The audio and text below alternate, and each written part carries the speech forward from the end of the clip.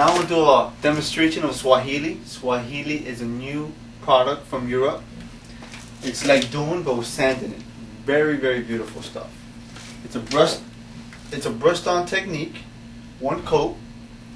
You go on top of your primer. These are Firenze primer here. You're gonna come, put it on. It's gonna be crosshatch.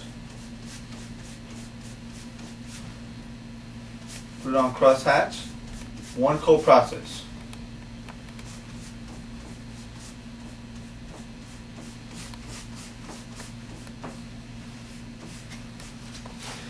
Okay, so basically, you're gonna just put it on with a brush. It's normally brushed on. It's not really troweled on. You could trowel it on, but then it gives you a different look. So basically, the way to do it is with a brush. And then we're gonna wait like 15 minutes for it to dry up. It's gonna be like when it's like 30% dry, we're gonna come back with the brush and start feathering it. What that does, it starts moving the sand around. You'll see, very easy to do. Okay, while our product is drying, I'm gonna show you this little foyer that we did. This is the Swahili in gold. One coat process. If you notice, smooth sand, smooth sand. That's what we want. That's the main purpose of the Swahili. One coat process. Very, very easy to do. Very easy. Just do it with the brush and boom, you're done. Very easy.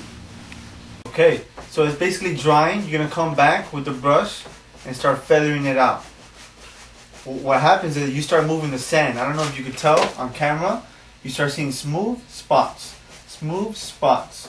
Now if you start doing this and the sand starts giving you lines like brush strokes, that means it's still too wet. So you gotta stop and let it dry a little bit. You can have a blow dryer right with you and just, you know, it'll help you dry it out.